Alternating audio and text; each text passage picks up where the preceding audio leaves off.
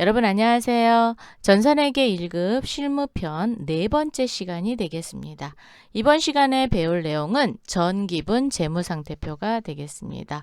전기분 재무제표 이월에 대한 실기 문제가 하나에서 두 문제 정도 출제가 되고 있기 때문에 좀 많이 연습을 하셔야 됩니다. 요거는 전체적인 재무제표의 흐름을 알으셔야지만 입력하는데 쉽게 하실 수 있는 부분이 되겠습니다. 그럼 시작하겠습니다. 전기분이라는 것은 올해가 아니라 작년에 결산을 하고 난 재무제표를 이번 연도에 2월 받아서 계속적으로 영업을 시작을 하는 겁니다. 그런데 전기분 재무제표를 평상시 계속적으로 영업 활동을 했던 회사는 전기분 재무제표를 작성할 필요가 없어요. 그런데 새롭게 프로그램을 도입하는 회사들은 전기분 재무제표를 직접 입력하셔야 되거든요.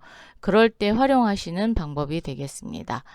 전기분 재무제표는 작성 순서에 따라서 제대로 작성이 되기 때문에 반드시 순서를 지켜서 작성을 하시는 게 좋을 것 같습니다. 자, 그러면 전기분 재무제표 작성 순서 제일 첫 번째로는 전기분 재무상태표를 제일 먼저 작성을 해줘야 돼요. 자, 그러면 첫 번째로 전기분 재무상태표. 전기분 재무상태표에서 볼 수 있는 것은 이제 전기 자료를 그대로 이렇게 올려서 받으시는 거니까 계정별 원장에 전기 이월로 표시가 될 거예요. 그리고 중요한 거는 거래처별 초기 이월에 계정 금액을 표시하는데 매우 중요하게 작용이 됩니다. 거래처별 초기 2월. 거래처별 초기 2월이라는 것은 우리가 외상 매출금이나 외상 매입금, 거래처를 모르면 누구한테 받아야 되거나 누구한테 갚아야 되는지 이렇게 모르잖아요. 그래서 거래처 코드를 반드시 입력하는 그런 부분에 대해서 초기 2월을 하거든요. 그래서 거래처를 갑상사다. 그럼 갑상사 200만 원. 이렇게 해서 거래처를 걸어줄 때 필요한 게 거래처별 초기 2월이에요. 그 계정에 금액을 표시하는 건 전기분 재무상태표에서 끌고 와서 금액을 자동 표시해 줍니다. 또 하나 밑줄을 좀 그셔야 되는 게 재고자산 금액에 원가를 계산할 때 뭘 반영시키냐면 기말재고 금액을 자동으로 반영을 시켜줍니다. 매출원가 부분에 기말재고액을 직접 가서 입력하는 게 아니라 전기분 재무상태표에서 입력하면 매출원가 그 기말재고액 란에 자동으로 끌고 와서 매출원가를 산정을 해주거든요. 그래서 반드시 전기분 재무상태표에서는 기말재고액을 입력한다. 요거는 중요합니다. 요런 문제 자주 나오거든요. 두 번째로 작성해야 될 재무제표는 전기분 손익계산서가 되겠습니다. 손익계산서는 매출원가도 산정을 하지만 당기순이익도 구하죠.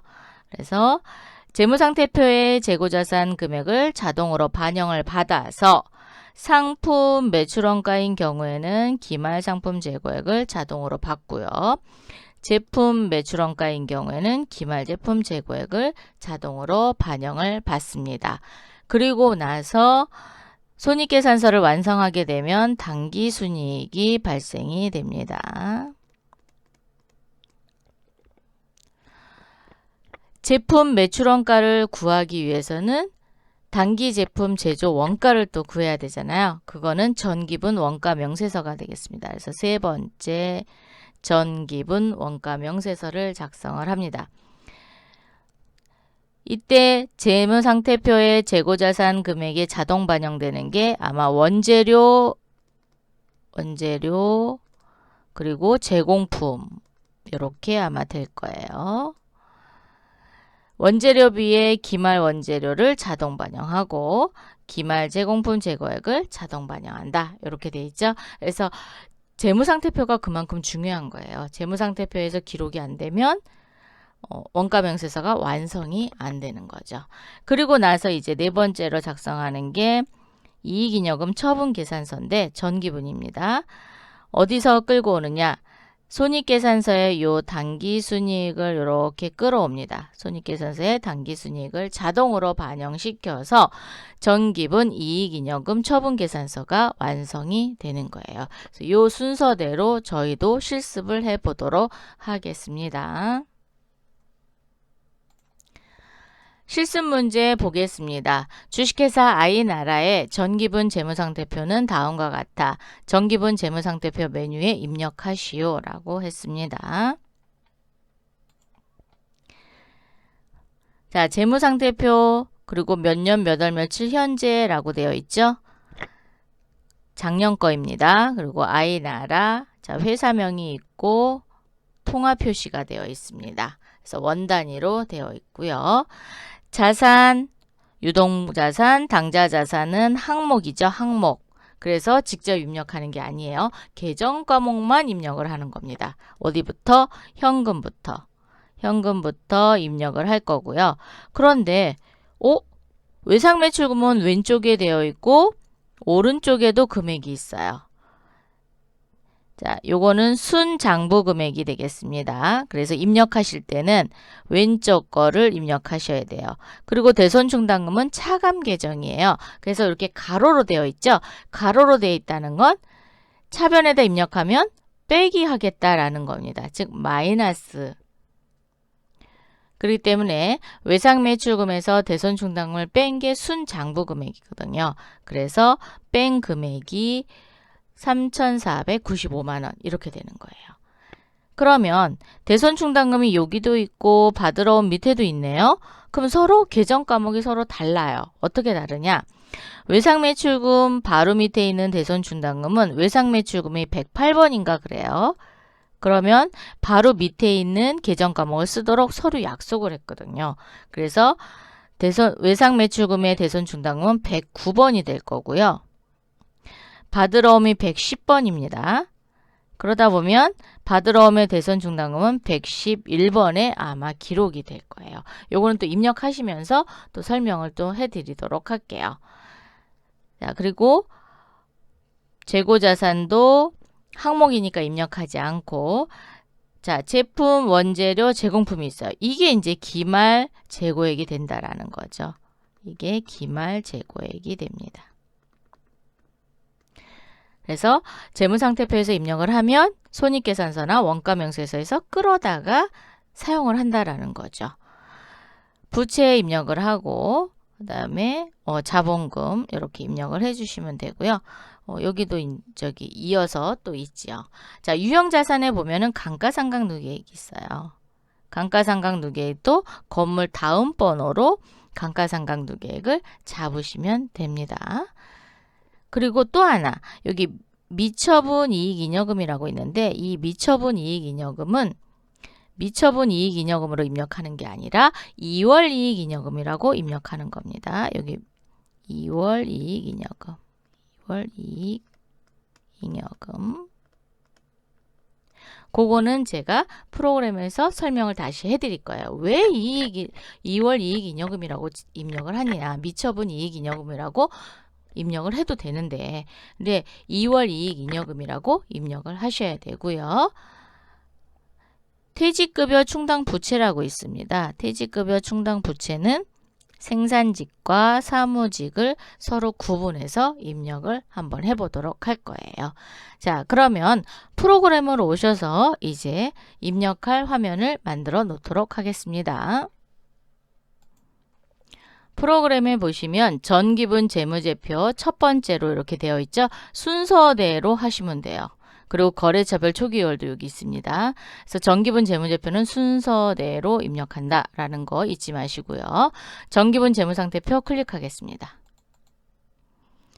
그러면 자산, 부채, 자본이 이렇게 나와 있죠. 자, 자산의 코드는 뭐부터 친다 그랬죠? 항목은 치는 게 아니고 계정 과목부터 친다 그랬죠? 그래서 현금부터 치도록 하겠습니다. 자, 현금이라고 쳐주세요. 현금. 아, 나는 코드 번호 알아. 그럼 코드 번호 알면 그 번호 치시면 됩니다. 자, 600만 원을 치는데 6하고 플러스 두 번만 눌러주세요. 그러면 공이 3개씩 올라올 거예요. 한 번, 두 번. 빠르게 입력할 때, 자, 03개짜리를 한번 불러 올릴 때는 플러스 키를 한 번 누른다 라는 거. 자, 당좌예금 입력하겠습니다. 당좌예금 6,895만 원 하고 플러스 이렇게 입력하시면 되겠죠? 자, 보통입니다. 그럼 보통 두 글자만 치셔도 되고요. 아니면 다 치셔도 돼요. 이렇게. 아니면 F2를 눌러서 계정 과목을 찾으셔도 됩니다. 2,937만 7천원. 외상 매출금 한번 쳐볼까요? 외상이라고 한번 쳐보겠습니다. 외상 매출금이 108번이라고 되어 있죠? 3,500만원. 그리고 이제 대손이라고 쳐볼게요. 대손 하고 엔터를 쳤더니 대손 충당금이 이렇게나 많아요. 그죠? 이 중에 외상 매출금이 108번에 돼 있기 때문에 109번 여기 참고하라고 이렇게 되어 있어요.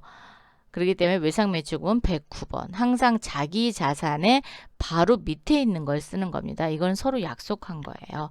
그래서 109번에 대손 충당금을 쓰도록 하겠습니다. 자, 그럼 5만 원. 자, 여기 보세요, 여러분. 여기 당좌 자산이 139327이죠. 그죠? 1억 3,932만 7천원입니다. 여기가 약간 잘렸어요. 그래서 잘 안 보이네요. 그럼 5만 원을 치면 어떤 변화가 있는지 한번 보세요. 엔터 쳐볼게요. 어떻게 됐어요? 5만 원이 공제가 됐죠? 그래서 대손 충당금은 대변에 있어야 되는데 차변에다 입력하니까 얘는 마이너스로 계산이 됩니다. 받으러옴 한번 쳐볼까요? 받으러옴 240만 원. 그리고 대손 충당금 한번 쳐보겠습니다. 그러면 받으러옴의 대손 충당금은 111번이죠. 자, 클릭해서 24,000원. 자, 이렇게 해서 대손 충당금은 차감 계정이에요. 자기 자산의 차감 계정. 그래서 마이너스입니다. 이번엔 재고 미수금 있네요. 자, 미수금도 입력을 하시고 제품 한번 가볼까요? 자, 제품은 5천만 원. 이게 기말 상품 재고액이라고 그랬죠? 원재료 갑니다. 원재료는 153번으로 하겠습니다. 제공품이 있고요. 3천만 원. 자, 그 다음에 비유동 자산에 투자 자산은 없습니다. 그래서 입력 안 하고요. 유형 자산에 토지 있습니다. 자, 토지 1억 550만 원이네요. 건물 갑니다. 건물은 4천만 원. 그리고 감가상각이라고 누계액이 있죠? 자, 감가라고 한번 쳐볼게요. 그럼 감가상각 누계액도 이렇게 많아요. 그래서 건물의 감가상각 누계액, 건물이 202번이니까 203번 이렇게 치셔도 되고 조회를 해서 입력하셔도 됩니다. 금액이 얼마예요? 2,500만 원인가요? 자, 기계장치 갑니다. 4,100만 원. 그러면 감가상각 누계액은 그렇죠. 207번이 되겠죠. 자, 2,100만 원. 차량 운반구 3,300. 209 그렇죠. 1,500만 원. 혹시 저기 하시면 F2 눌러서 한번 확인해 보세요. 임차 보증금 있습니다. 임차 보증금 1,000만 원이 있네요. 그러면 4억 3,115만 3천 원이 우리 재무상태표에 있는 자산 총계와 딱 맞았습니다. 이번엔 부채 쪽 가볼게요. 외상 매입금 6,300만 원, 미지급금 3,400만 원, 미지급 비용이 있어요. 미지급 비용, 즉 전년도에 지급했어야 되는데 지급하지 못한 금액이 됩니다. 그래서 올해 지급을 할 거예요. 560만 원. 단기 차입금 있고요. 단기 차입금 8천만 원. 장기 차입금도 있네요. 장기 차입금 5천만 원. 이제 퇴직급여 충당 부채를 입력할 거예요. 자, 퇴직급여 충당 부채 295번 쓰셔야 됩니다. 그랬더니 밑에 295번란에 커져가 이렇게 왔어요. 그래서 생산직은 제조 쪽에다 입력하시는 거예요. 그래서 300만 원. 그럼 사무직은 판관비, 그렇죠. 여기 판관비에 200만 원. 이렇게 하면 퇴직급여 충당 부채가 500만 원이 입력이 됐습니다. 자본금 가겠습니다. 자본금은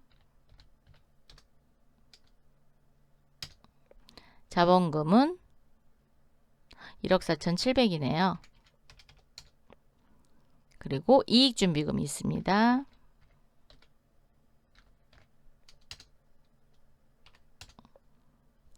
(1,115만 원) 그리고 2월 이익잉여금이라고 친다 그랬죠?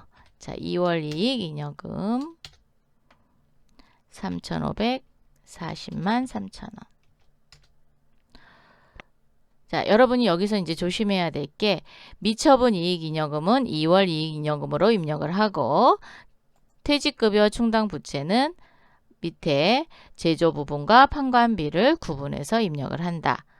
그리고 여기 대차 차익이 나오지 않으셔야 돼요. 자, 대차 차익이 나오지 않도록 한다라는 거예요. 제가 이 화면을 조금만 늘려볼게요.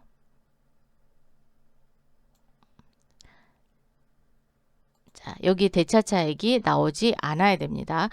재무상태표를 작성했는데 대차 차익이 나왔다. 그러면 뭔가를 입력하지 않은 겁니다. 그래서 그거를 체크해 주시고 제품, 원재료, 제공품은 기말 재고액으로 반영이 될 거다라는 거 요것만 잊지 않으시면 될 것 같습니다.